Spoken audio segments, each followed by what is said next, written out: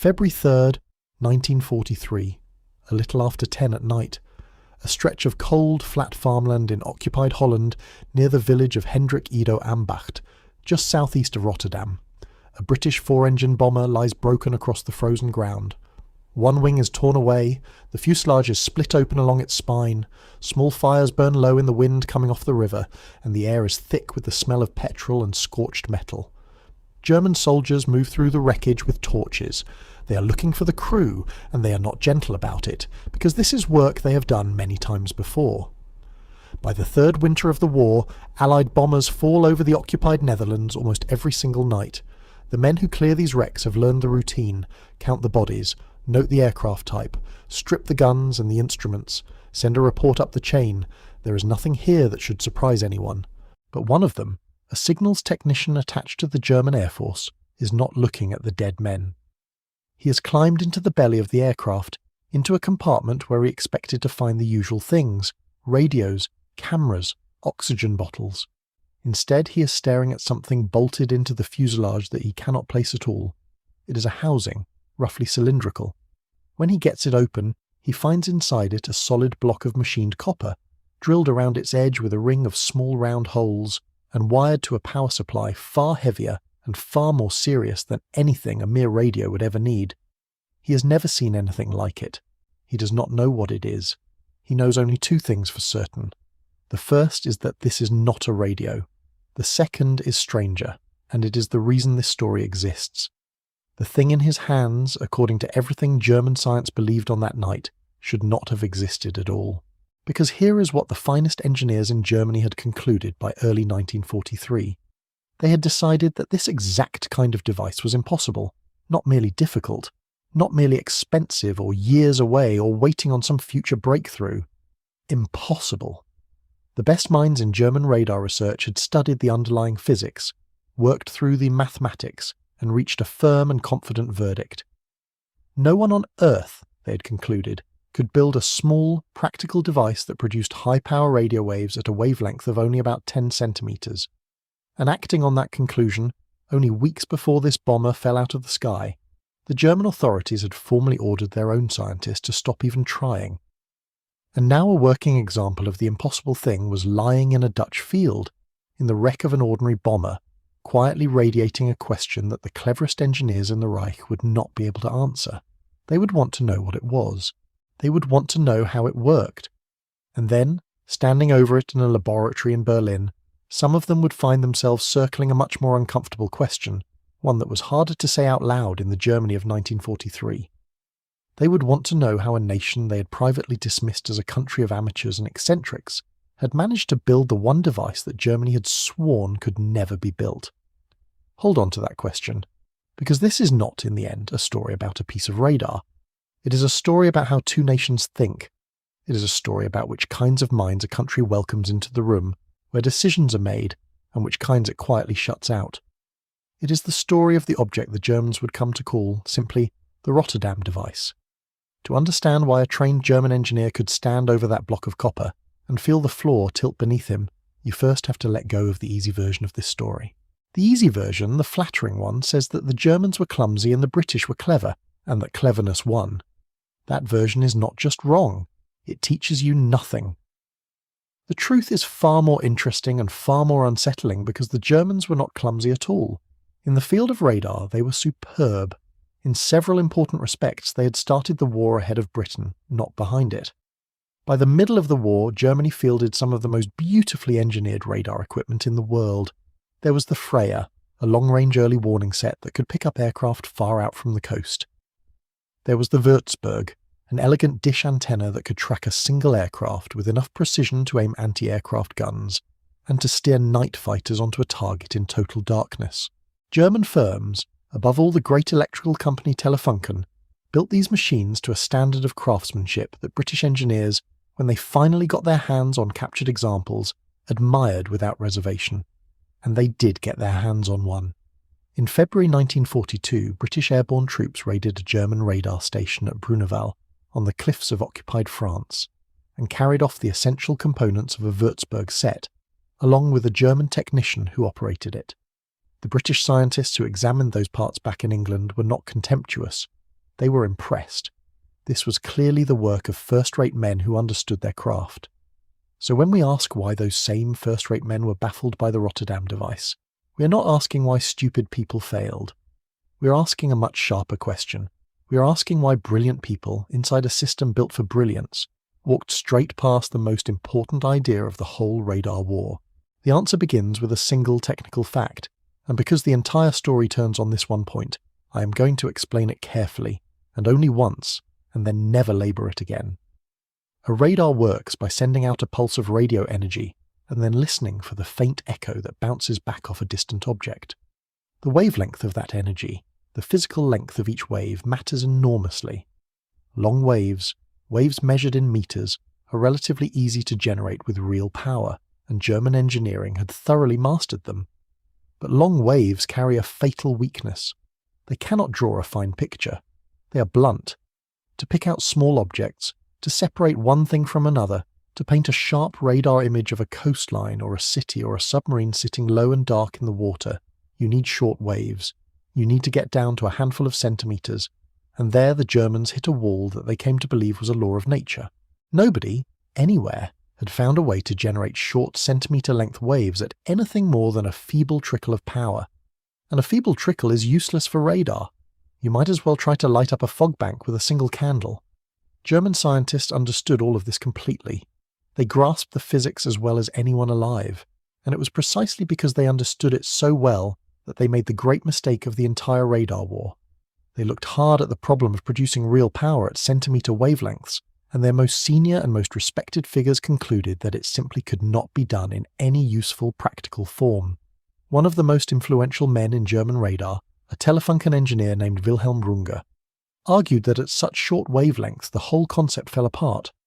The tiny waves, he reasoned, would scatter off targets in unhelpful ways, and far too little energy would ever return to build a usable picture. It was a careful argument. It was made by intelligent men studying real data, and it was catastrophically wrong. Late in 1942, acting on exactly this belief, the Germans took a fateful step. Telefunken shut down its centimetre wave laboratory.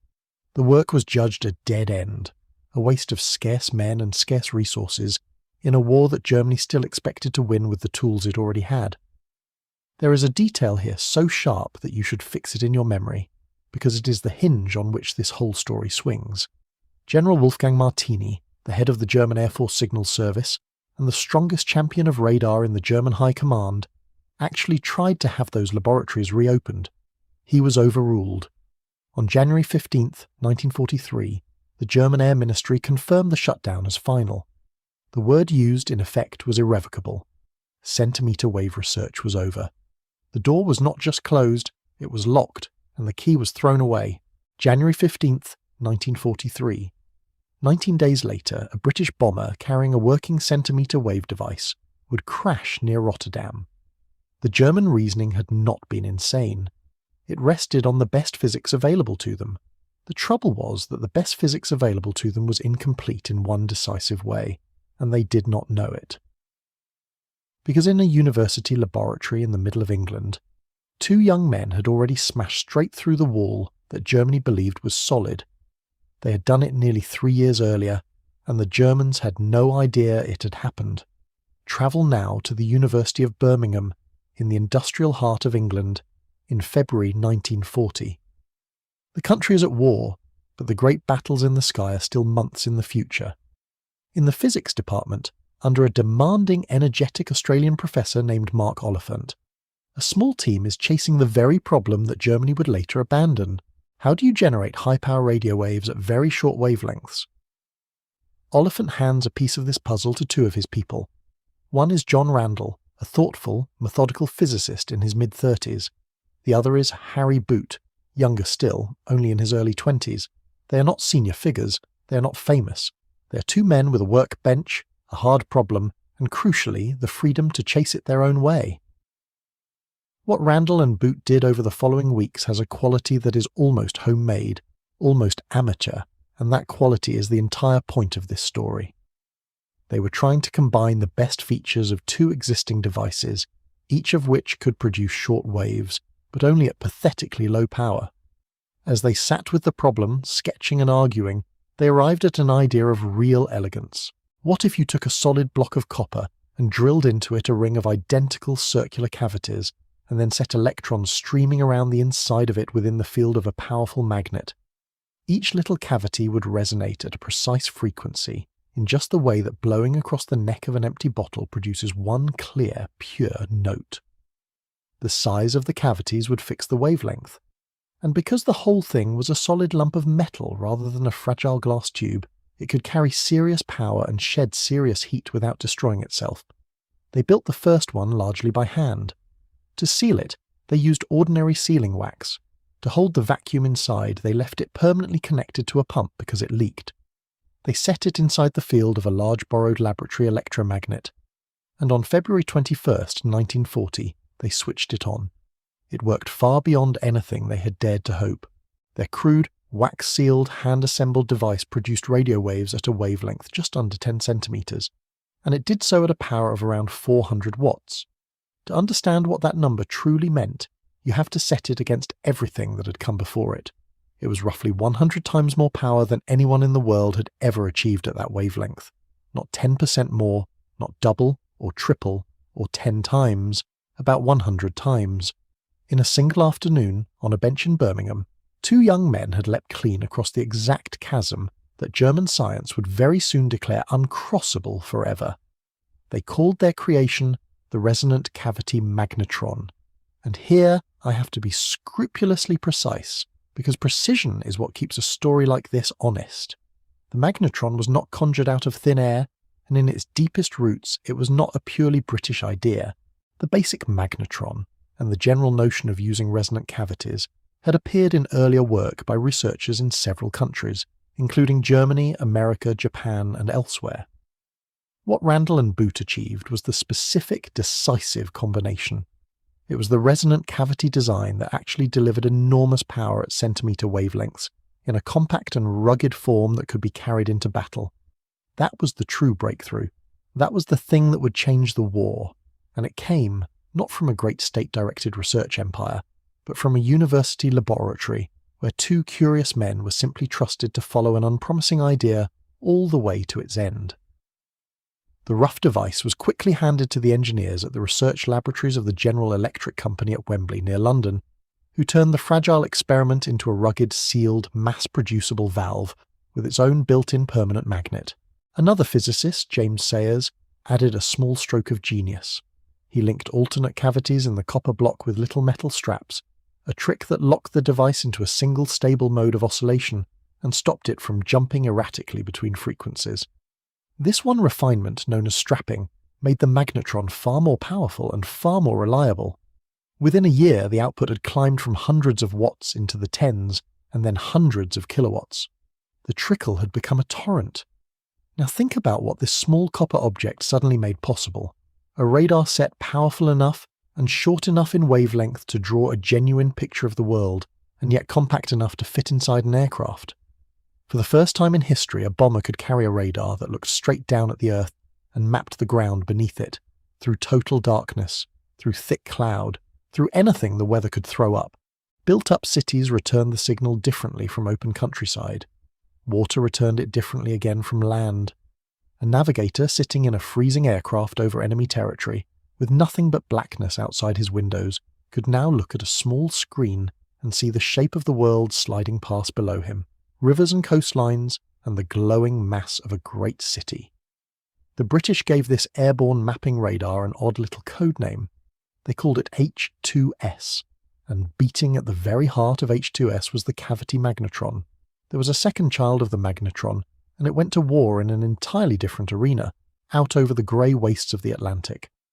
The same centimetre wave technology was built into a radar for aircraft hunting surface submarines.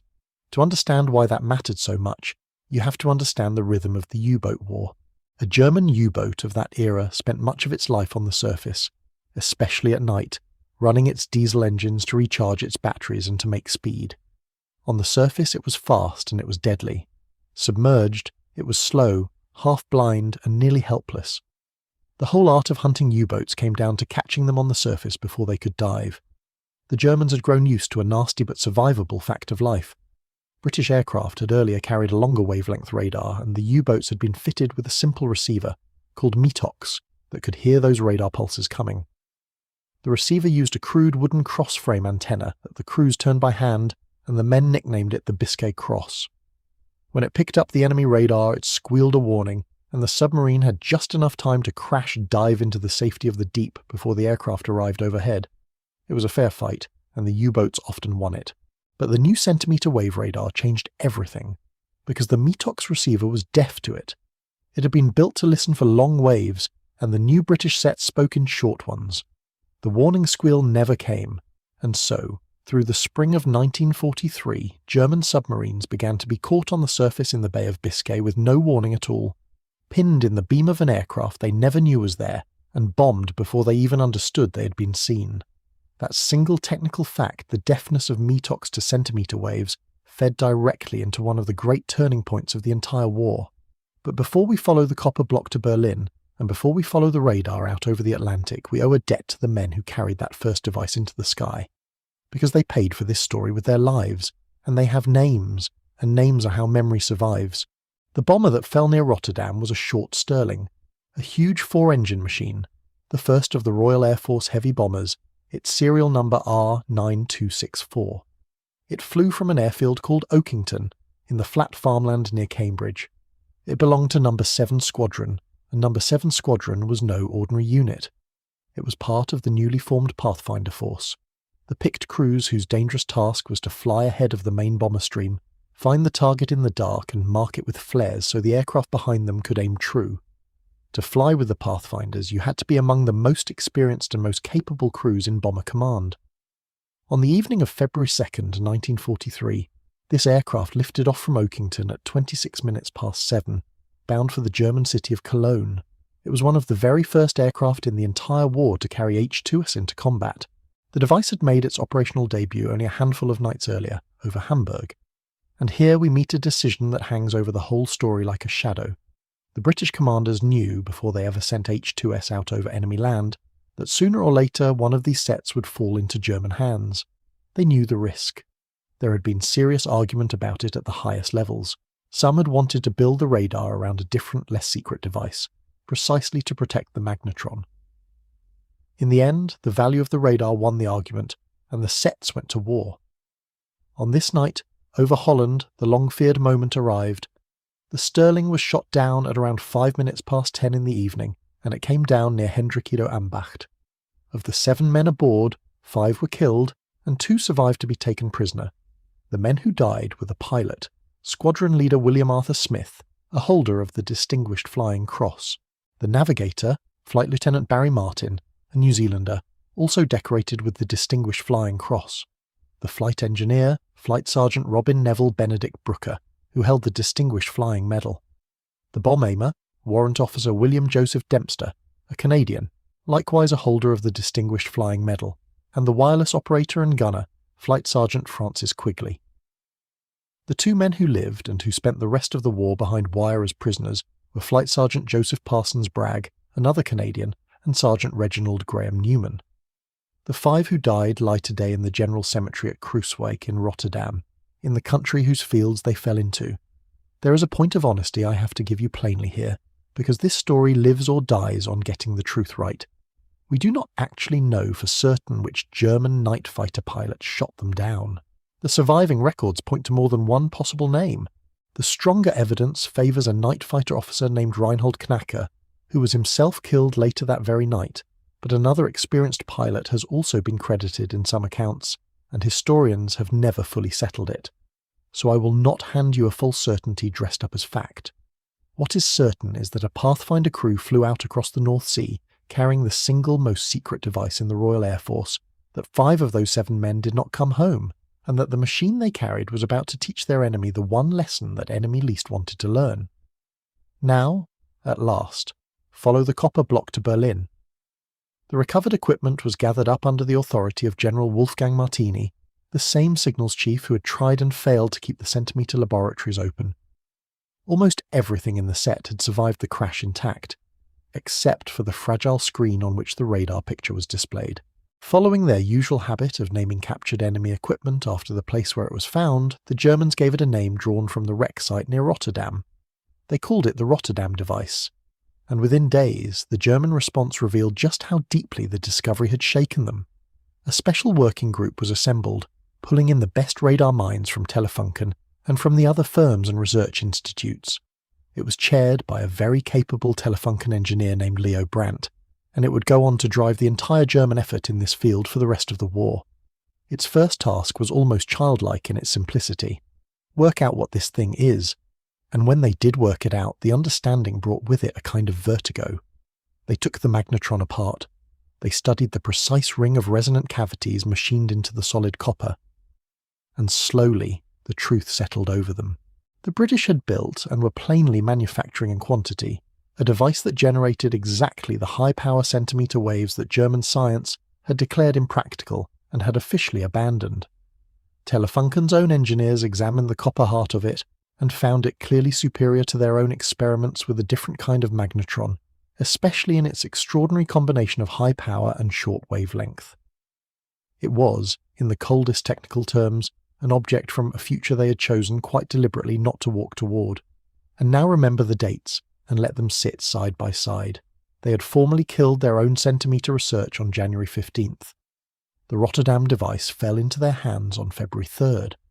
They had surrendered the race less than 3 weeks before discovering, in the wreckage of a routine bomber, that the other side had already crossed the finish line years before, and had said nothing. To grasp what this captured set could really do, the Germans eventually rebuilt a working version from the recovered parts, and they mounted it high on one of the enormous concrete anti-aircraft towers that loomed over Berlin, the Flak Tower at Humboldthain. When they powered it up and looked into the screen, the city of Berlin appeared before them, drawn in glowing radar echoes, streets, the shapes of buildings, the outline of the ground itself, laid out in a way that no German instrument on earth could match. And the meaning of that image landed on them like a physical blow. It meant that British bombers could now see German cities through solid cloud, in the dead of night, in almost any weather. The senior leadership of the German Air Force, Hermann Göring among them, was profoundly shaken by what the Rotterdam device implied. A quiet, cold dread began to spread through the Luftwaffe. Darkness and bad weather had been Germany's last reliable shield against accurate night bombing. The Rotterdam device revealed that the shield had already been shattered, and that the enemy had simply neglected to tell them. And now the story delivers a moment so sharp, so almost unbearably neat, that if you wrote it into a novel, your readers would put the book down in disbelief. While the Germans were still bent over that first captured set in the Telefunken laboratories in Berlin, the Royal Air Force came back. On the night of March 1st, 1943, British bombers struck Berlin.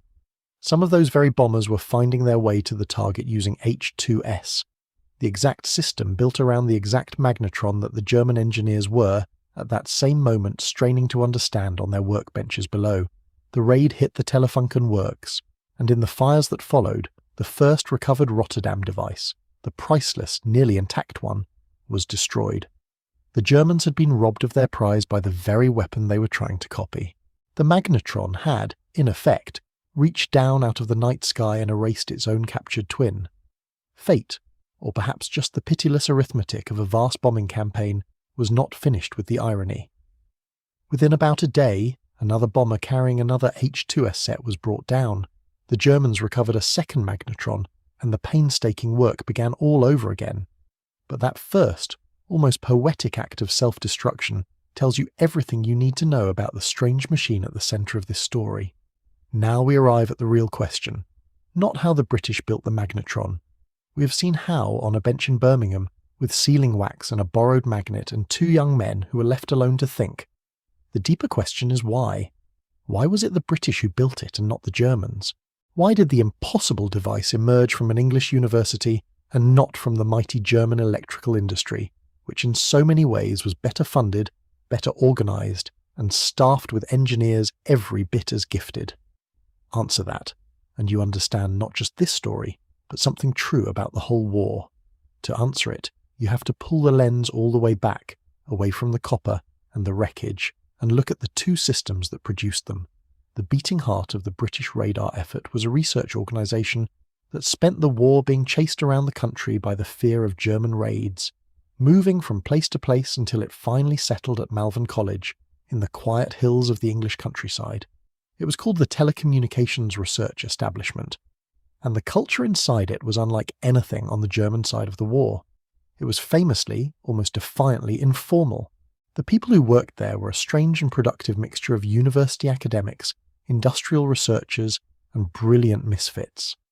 And the man who ran much of it, a former civil servant named Albert Percival Rowe, known to everyone as Jimmy, did something that sounds trivial and was in truth close to revolutionary. He held open meetings every Sunday morning.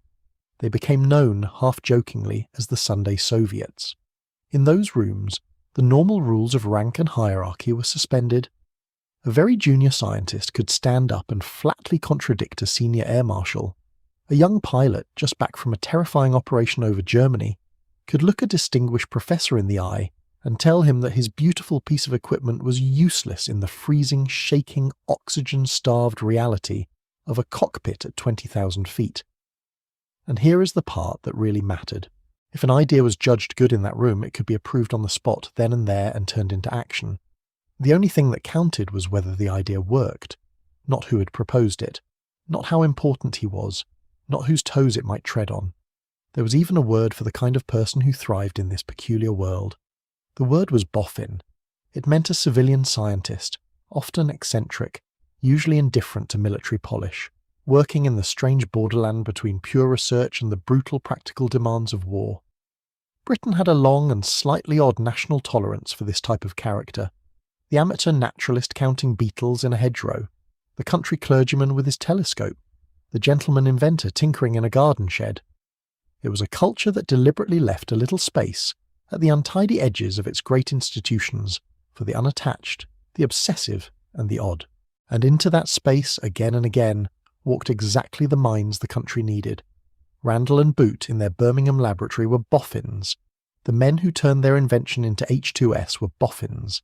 And for all its faults and delays and rivalries, the British system contained a real path, a working staircase, by which a strange idea from a junior nobody could climb, step by step, all the way up to the men who ran the war. The British did one more thing that reveals the same deep instinct, and it is almost breathtaking when you consider the circumstances. In the autumn of 1940, at the most dangerous moment in the country's history, when Britain stood very nearly alone against Germany and invasion seemed a real possibility, the British took their single most precious technical secret, an early cavity magnetron, carried it across the U-boat-infested Atlantic, and simply handed it over to the still neutral United States. A scientific delegation, remembered afterward as the Tizard Mission, led by the scientist Sir Henry Tizard, brought one of the first working magnetrons to America inside a plain metal box and laid it on the table in front of the astonished American scientists. One of them later called the device the most valuable cargo ever brought to the shores of the United States. It stunned them, because it was producing something like 1,000 times the power of the best American equipment of the day. That single act of sharing seeded the enormous American radar effort, centered on a new laboratory at the Massachusetts Institute of Technology that would eventually employ thousands of people. Think for a moment about the confidence and the desperation, and above all the sheer openness folded into that decision. Britain gave away its crown jewel because it trusted correctly that sharing the idea would multiply it faster than hoarding it ever could.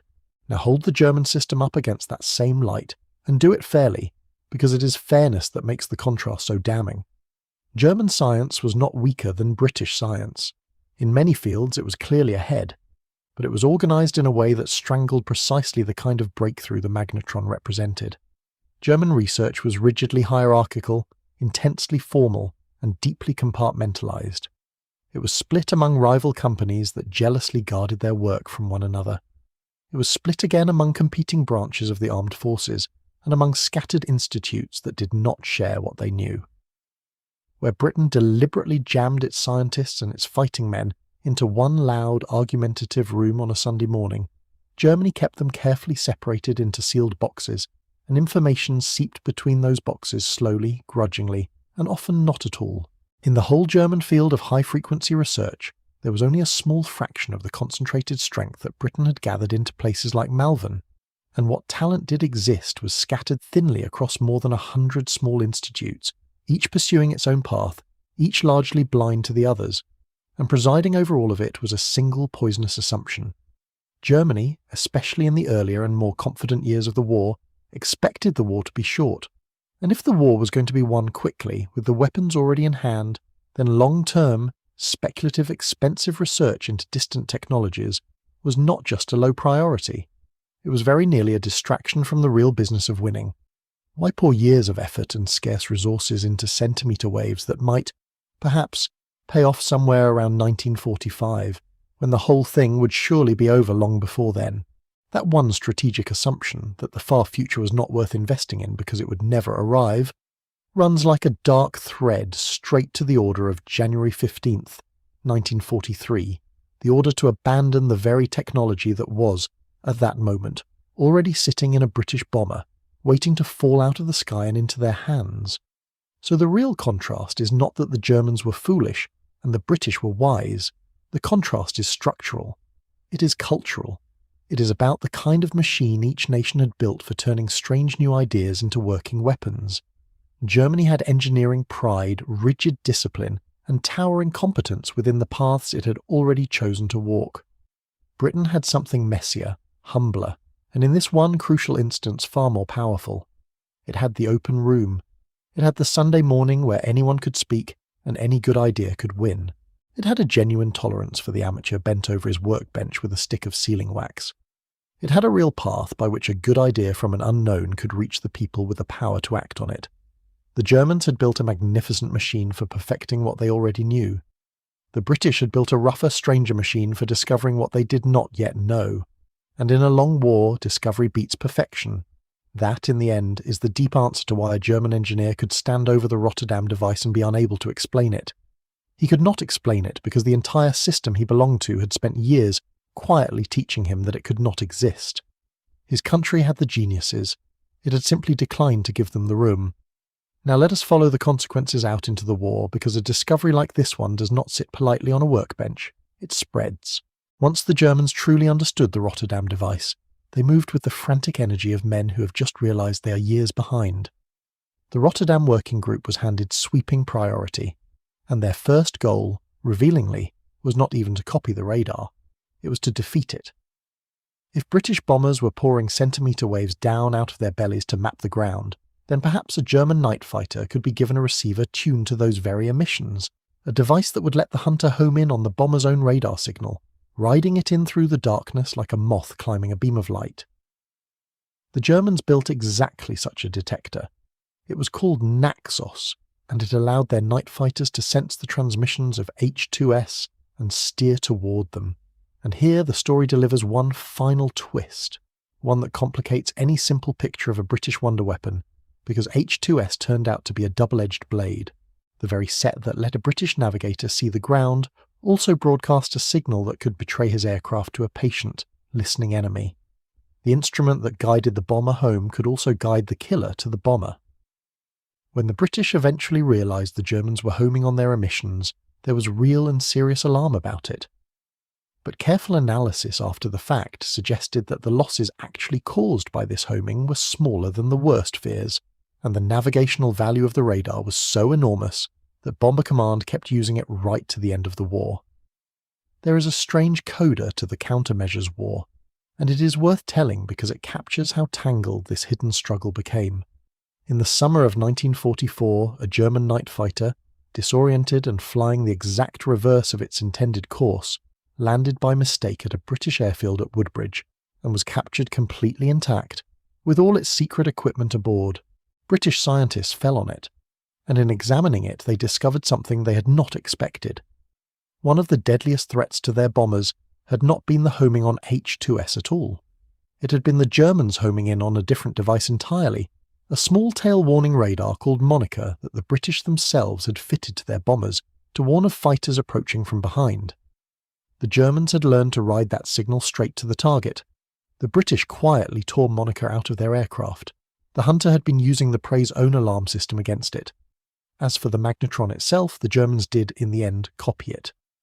They reverse-engineered the design and built their own centimetre-wave radar sets modelled on the captured British original. But it took them far, far too long. Their own advanced airborne radar, built on this captured principle, only began reaching frontline units in the final weeks of the war, in the spring of 1945, and only a small handful ever saw service before the collapse. By then it made no difference to anything. The gap of years, the gap opened up by that one confident decision to stop trying, could not be closed in the little time Germany had left. There is a haunting symmetry buried in this. When the British had first sent H-2S into battle, their own experts had privately predicted that if the magnetron fell into German hands, it would take the enemy about 2 years to develop a centimetre radar of their own. The set fell into German hands almost immediately, within days, and yet that grim 2-year prediction held almost perfectly. The German version arrived in 1945, roughly 2 years later, and by then the race was already lost. Now let us follow the other child of the magnetron out over the Atlantic and see how that story ended, because it may be the most decisive consequence of all. Through the winter and spring of 1943, the Battle of the Atlantic hung in the balance. The German U-boats, gathered into great wolf packs, were sinking Allied merchant ships faster than the shipyards could replace them, and the supply line that kept Britain alive and fed was close to breaking. The German submarine command under Admiral Karl Dönitz believed it was winning. In the month of May 1943, the U-boat fleet reached its greatest operational strength of the entire war, and then, in a matter of weeks, the bottom fell out. The Germans began losing submarines at a catastrophic and utterly bewildering rate. Boats that had always relied on surfacing at night to run and recharge were being found in the dark and destroyed, again and again, often before they even knew an aircraft was near. Escort ships, long-range aircraft closing the mid-ocean gap, code-breaking and new weapons all played their part in the disaster. But at the centre of the bewilderment sat the centimetre radar the U-boats could not hear. Their METOX receivers stayed silent while death arrived out of a clear night sky. In that single terrible month, which the German Navy would forever remember as Black May, the U-boat arm lost around 41 submarines, with some counts running to 43 when every theatre and accident is included. That was roughly a quarter of its entire operational strength, gone in weeks. The Germans were desperate to understand what was happening to them, and in their confusion they seized on a false explanation. A captured British airman had let slip, whether by accident or by cunning design, the idea that the Allies were homing in on faint radiation, leaking out of the U-boat's own METOX receivers. It was a story with just enough truth in it to be believed, since any receiver does leak a little energy, and it was disastrously convenient, because it pointed German attention in exactly the wrong direction. At the end of July and into August of 1943, Dönitz ordered his crews to switch off their METOX sets entirely, convinced the devices were betraying their own boats. The order, in effect, told his submariners to stop listening for the enemy. The real killer had never been the METOX receiver. The real killer was the centimetre radar the receiver had never been able to hear in the first place. Admiral Dönitz, who lost his own son aboard a U-boat in that campaign, wrote afterward, in plain and bitter words, that they had lost the Battle of the Atlantic, and near the dark heart of that defeat sat a small block of copper drilled with a ring of holes.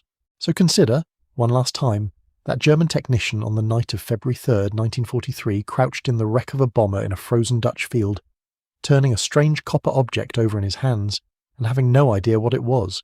He was not holding a curiosity. He was holding the source of 2 separate catastrophes that were, even then, closing in on Germany from 2 directions at once.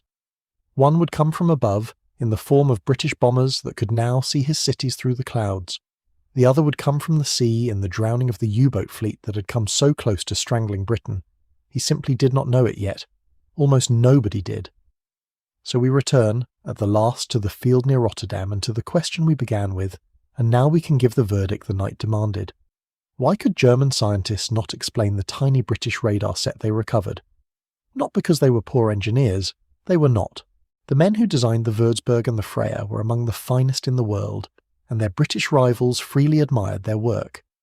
Not because they lacked genius. Germany had brilliant people in abundance. They could not explain the Rotterdam device because their own system had told them, with all the weight and authority of its most respected experts, that the thing now sitting in their hands was impossible, and they had believed that verdict so completely, so institutionally that they had formally stopped looking for it just 19 days before it fell into their laps. The verdict, then, is not a judgment on the quality of German minds. It is a judgment on the shape of the German system, a system that valued hierarchy over honest argument, a system that kept its brilliant people locked in separate boxes, a system that let rival companies hide their work from one another, a system that assumed the future would never arrive because the war would surely be over first. And standing against all of that was a scrappier, humbler, far more open arrangement. One that let two young men in Birmingham chase an unpromising idea with sealing wax and a borrowed magnet. One that sat scientists and pilots down in the same room on a Sunday morning and let the best idea win, whoever it came from. One that was confident enough or desperate enough to give away its single greatest secret to an ally across the ocean, and trust that openness would pay it back. This is not a claim that one people was cleverer or braver or better than another. It is an observation about how systems succeed and how they fail, and about which kinds of systems fail in which particular ways. The British, in this one decisive matter, were not more intelligent than the Germans. They were more open. And in a long, grinding war of invention, openness turns out to be a weapon in its own right. There is a human cost woven all through this story, and it should not be smoothed away or dressed up. The magnetron, and the radar it powered, helped guide the Great Bomber Offensive over Germany, and that offensive killed very large numbers of people on the ground, including many civilians, in the burning cities below. The rights and wrongs of that campaign are argued to this day, and they are not the subject of this account, but the cost of it deserves to be spoken plainly rather than hidden. And on the Allied side, the airmen who carried these devices into the sky died in their thousands upon thousands. Bomber Command alone lost more than 55,000 aircrew over the course of the war, young men in overwhelming numbers, a rate of loss that few military forces in history have ever endured. The crew of that one Stirling near Rotterdam were merely 5 such men among tens of thousands. A device sitting on a laboratory bench is a marvel of the human mind. The very same device in the belly of a burning aircraft, falling into a Dutch field in the dark, is a coffin. Both of those things are true at once, and an honest telling has to hold them both. What remembrance can offer in the end is names, and a record of what became of the people who shaped these events. John Randall, one of the 2 young men who built that first magnetron, went on after the war to lead a laboratory whose work sat at the very centre of one of the greatest discoveries in the history of science, the unravelling of the structure of DNA. Harry Boot, his younger partner at the bench, carried on in research for many years. The 2 of them, together with James Sayers, whose strapping made the device truly work, were eventually granted a substantial monetary award in recognition of what they had given their country, although it came slowly and modestly, as such recognition so often does.